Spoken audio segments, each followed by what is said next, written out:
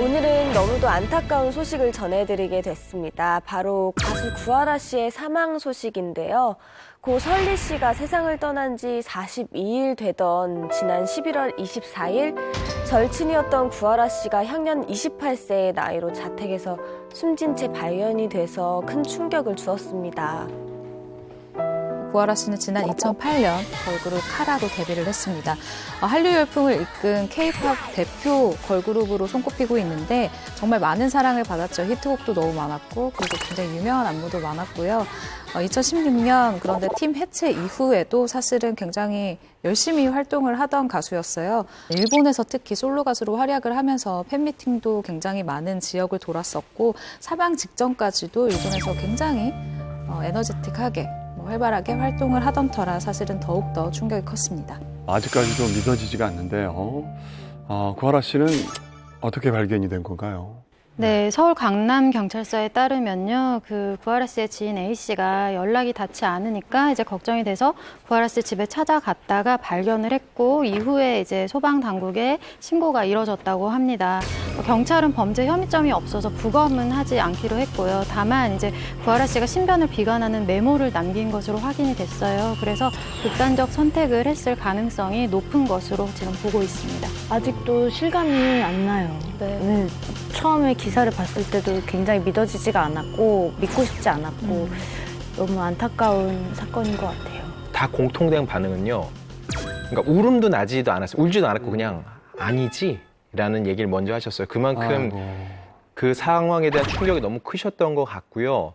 2주 전에 또 구하라 씨하고 통화를 했었거든요. 그래서 너무 보고 싶다고 하고 힘내라고 하고 근데 제가 그때 감기 기운이 좀 심해서 못 달려나갔어요. 밤 늦은 시간이라. 근데 그게 계속 마음에 그 마지막 통화여서 계속 마음에 그게 미안하더라고요. 구하라 씨가 사망 전까지 일본에서 활발하게 활동을 했다고 하는데 혹시 극단적인 선택을 암시하는 징후가 있었을까요? 지난 5월에 이제 자신의 SNS에 안녕이라는 글을 이제 남기고 그 자택에서 극단적인 선택을 했다가 다행히 구조된 바가 있거든요. 그때 의식을 잃어서 매니저가 발견하고 병원에 바로 옮겨져서 치료를 받았던 적이 있었습니다. 네. 그때 의식을 되찾은 구하라 씨는 인터뷰를 통해서 걱정을 끼치고 소란을 일으켜서 죄송하다. 여러 가지 일이 겹쳐서 최근에 너무 괴로웠다라고 심경을 전하면서 이제부터 건강한 모습으로 이제 활동을 계속하면서 좋은 모습 보여드리겠다라고 이제 말했었는데 사망 전날에도 이제 SNS에 글과 사진을 올렸다고 하더라고요. 그 사망 전날 침대 옆으로 이렇게 누워서 사진과 함께 잘 자라는 멘트로 SNS에 인사를 했었거든요. 근데 그게 이제 마지막 인사가 될 줄은 아무도 몰랐죠. 극단적인 선택을 하신 분들의 93% 정도가 어떤 형식으로든 어떤 형태로든 이런 사인을 보낸다는 거예요. 미안하다거나 혹은 천국은 어떤 모습일까 이런 메시지를 쓴다거나 아니면 이제 가족들과 무슨 식사를 한다거나 심리적으로 굉장히 불안한 상태의 사람이 만약에 이런 얘기를 한다면 우리 주변에 있는 분들이 조금 더 신경 써서 봐야 될 필요가 좀 있다는 거죠. 그래서 분명히 아마 이전에도 여러 신호들 우리 분명히 있었을 텐데 그걸 조금 더 세세히 살펴주지 못한 이런 안타까움 좀 있는 것 같습니다. 연예계 활동 의지가 있었던 걸로 보였거든요. 구하라 씨가 일본 활동을 계속했었고 근데 어떻게 하다 이렇게 극단적인 선택까지 하게 된 걸까요? 저희 이거는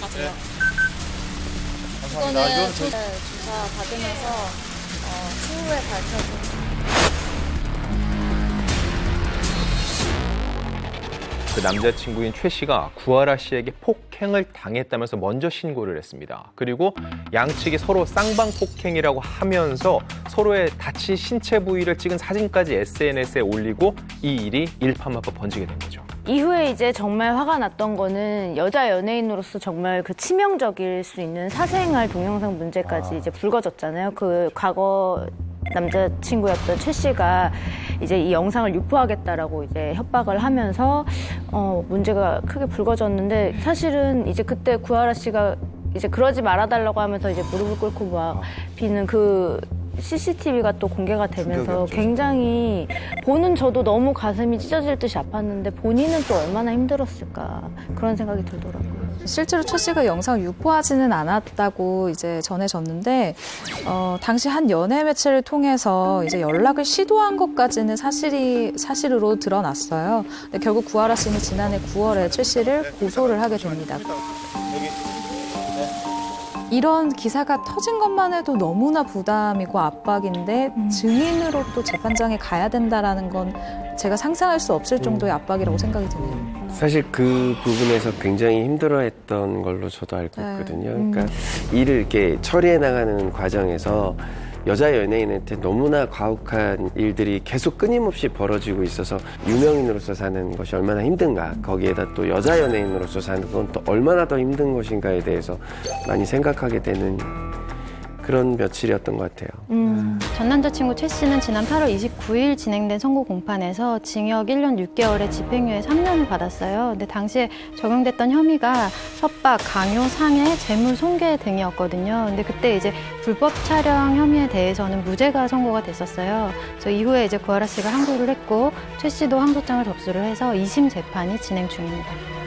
근데 불법 촬영이 아니더라고 해도 본인이 그걸 가지고 유포하겠다고 협박한 건 사실이잖아요. 그게 어떻게 한때 사랑했던 사람으로서 너무 악질적이지 않나요? 사실 그 부분 때문에 협박죄는 성립이 된 건데요.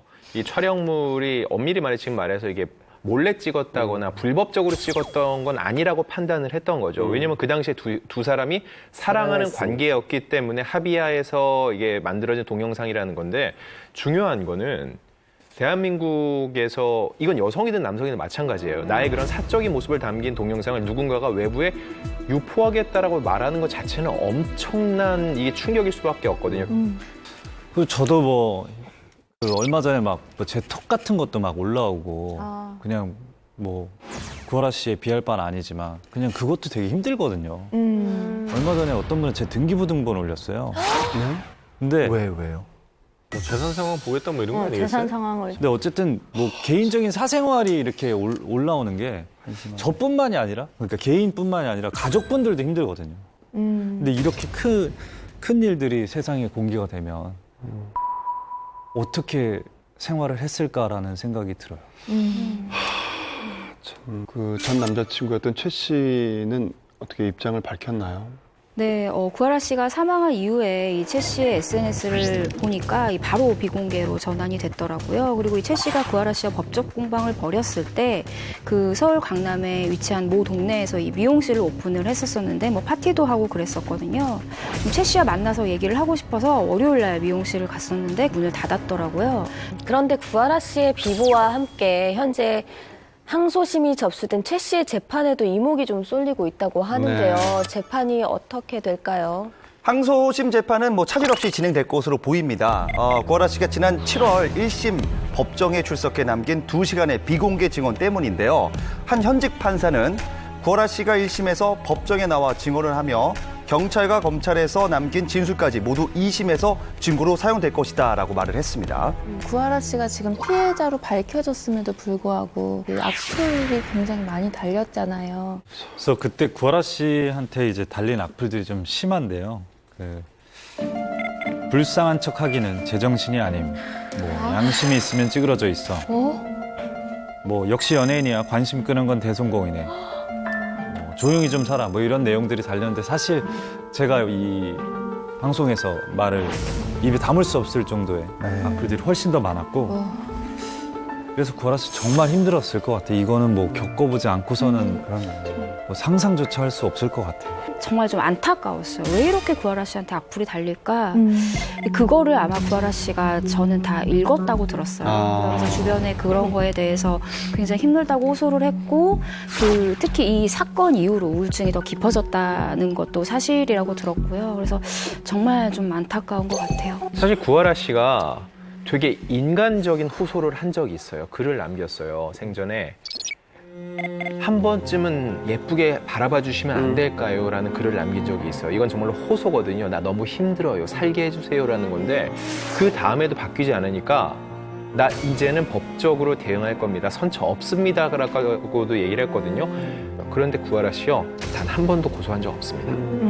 본인이 그거에 대해서 계속 말은 했지만은요, 행동을 옮긴 적이 없다는 게 본인 자체가 그 소송을 이어갈 만한 여력이 저는 없었을 거라는 생각이 들어요. 내가 사과도 해보고 아니면 이렇게 한번 좀 하면 안 될까요? 아니면 또 한번 내가 법적으로 하겠습니다라고 강력하게도 해보고 이런저런 노력을 했음에도 불구하고 뭐 하나 이루어질 수 없다는 것을 알게 되는 순간이 아마 자신이 갖고 있던 희망의 끈을 놓는 순간이 아닐까 하는 생각이 좀 드는 거죠.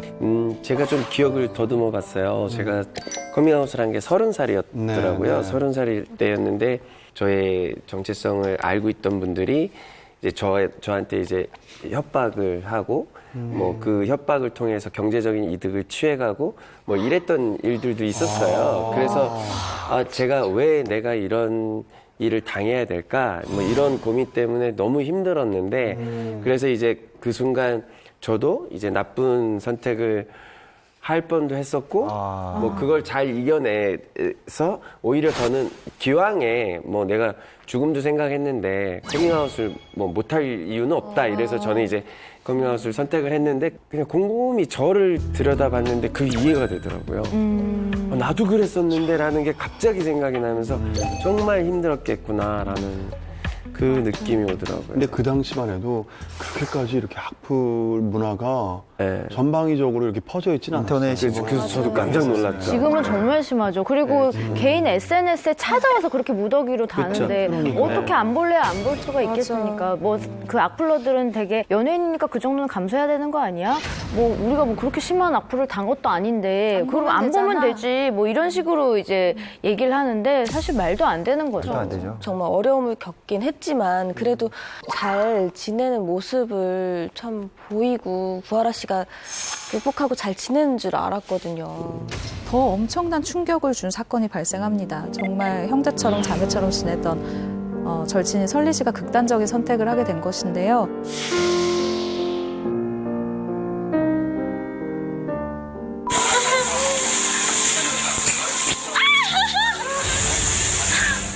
내가 뭘 잘못했나? 그냥 다 끝내고 싶다.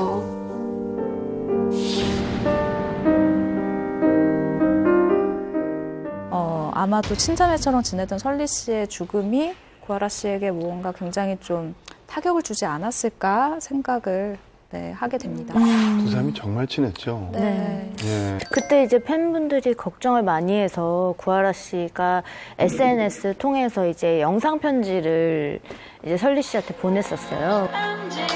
설리야. 언니가 일본에 있어서 못 가서 미안해. 그곳에서 정말 너가 하고 싶은 대로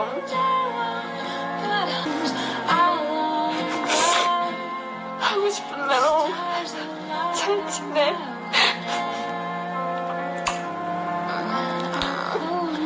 언니가 미국까지 열심히 살게. 열심히 할게.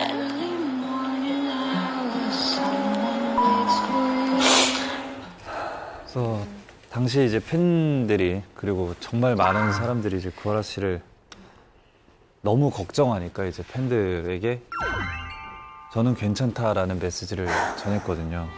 그리고 또 이제 설리 씨 목까지 열심히 살겠다 라고 해서 조금 안심을 했었는데 팬분들이 근데 그게 아니었던 거죠.